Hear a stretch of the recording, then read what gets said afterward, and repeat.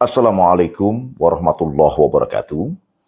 Sedulur sahabatku sekalian, tanggal 20 Juli 2023 yang lalu di Jakarta, digelar siaran pers berupa petisi 100 penegak daulat rakyat dengan judul Makzulkan Presiden Jokowi Segera. 100 tokoh yang tergabung dalam penegak daulah rakyat PDR terdiri dari ulama, cendekiawan, purnawirawan, dan juga emak-emak menyerahkan petisi 100 ke MPR RI sebagai institusi resmi pada Kamis 20 Juli yang isinya desakan agar MPR dan DPR RI memajulkan Presiden Joko Widodo, Jokowi. PDR juga mengajak seluruh elemen bangsa secara konstitusional berjuang memulihkan kembali asas kedaulatan rakyat yang telah dirampas sekelompok elit yang bernama oligarki. Anggota MPR RI, Tamsil Linrung, secara langsung menerima petisi 100 itu. Dia berjanji meneruskan aspirasi itu kepada pimpinan MPR dan DPR. Perwakilan petisi 100 PDR, Rizal Fadilah, mengungkapkan dasar hukum dari desakan kepada DPR dan MPR agar memakzulkan Presiden Jokowi serta ajakan perjuangan konstitusional memulihkan kedaulatan rakyat sangat jelas diatur dalam TAP MPR. TAP MPR nomor 6 MPR 2023 tentang etika kehidupan berbangsa dan pasal 7A UUD 45 yang mengatur soal mundur dan pemakzulan presiden.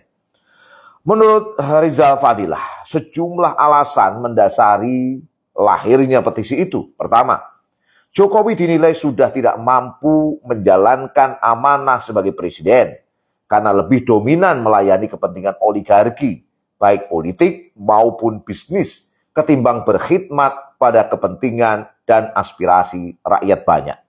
Yang kedua, dalam menjalankan tugas sebagai penyelenggara negara, Jokowi telah menjadikan kepentingan politik sebagai panglima, sementara hukum ditempatkan sebagai alat kepanjangan tangan politik pragmatis.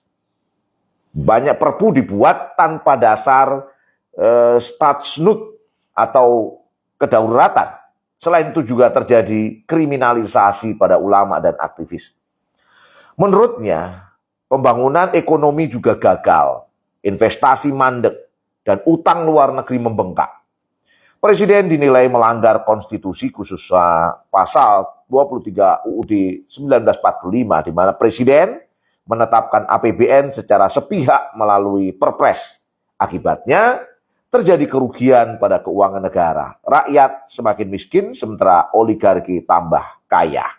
Itu yang dikritik PDR melalui ungkapan Rizal Fadilah. Presiden Jokowi juga dinilai bertanggung jawab atas pelanggaran HAM berat, baik tewasnya 894 petugas pemilu, pembunuhan pengunjuk rasa 21 sampai 22 Mei 2019, maupun 6 syuhada FPI pada peristiwa kilometer 50.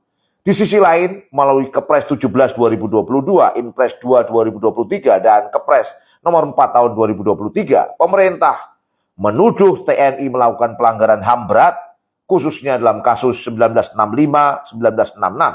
Fakta sebenarnya, PKI justru pemberontak dan pengkhianat negara. Seluruh sahabatku sekalian, proses yang sedang dilakukan beberapa tokoh ini adalah konstitusional, disalurkan melalui kelembagaan formal MPR dan DPR. Tentu kalau kita membaca capaian maksimal yang mungkin dapat diraih dari gerakan petisi 100 tokoh ini adalah tentu MPR menyetujui untuk sidang istimewa dan mencabut mandat Jokowi dan kemudian berganti dengan subjek politik yang baru. Gerakan ini tentu tak mampu untuk sampai pada perubahan institusi politik, apalagi sistem politik dan ideologi politik.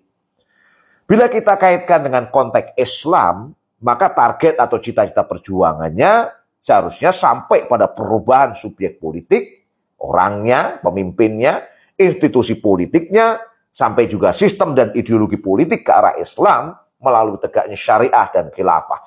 Inilah target dan cita-cita besar dari perjuangan dan perubahan dalam Islam. Sedulur, Dalam Islam, kepemimpinan adalah suatu amanah yang agung dan mulia.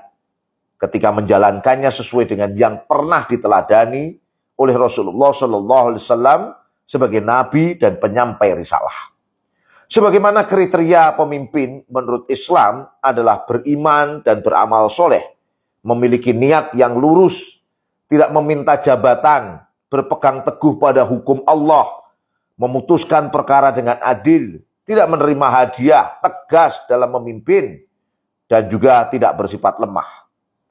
Dan setelah Rasulullah SAW wafat, kepemimpinan yang diturunkan sesudahnya adalah sebuah kepemimpinan yang dipimpin oleh seorang khalifah dengan tujuan mengemban kewajiban sebagai pemimpin untuk mengatur urusan umat yang fikrah dan thoriqahnya sudah dicontohkan oleh Rasulullah SAW ketika beliau masih ada di antara manusia. Aturan yang diterapkan sesuai dengan syariat Islam, yaitu berdasarkan Al-Quran dan sunnah Rasulullah SAW. Jadi bukan karena kemanfaatan, apalagi pencitraan. Imam An-Nawawi dalam syarah Sahih Muslim menyatakan bahwa Rasulullah SAW memerintahkan untuk mentaati ulil amri, walaupun pada dirinya terdapat kekurangan tersebut selama dia memimpin dengan kitabullah. Para ulama berkata, terkait dengan masalah ini, maksudnya selama dia berpegang teguh kepada Islam dan menyeru kepada kitabullah ta'ala, walau bagaimanapun keadaan diri mereka, agama mereka, dan akhlak mereka, maka ketaatan pada ulil amri dalam konteks ini harus dilakukan. Nah, saudara-saudaraku sekalian, dalam konteks ini saya ingin menyampaikan bahwa tentu kita membutuhkan perubahan di tengah-tengah kondisi yang rumit seperti sekarang ini, di tengah kondisi kebobrokan sistem yang ada pada saat ini. Jalurnya bisa lewat konstitusional formal, lewat pemilihan umum, atau pengajuan seperti yang dilakukan oleh petisi 100. Tetapi tentu ini tidak sampai pada konteks perubahan hakiki yang diharapkan.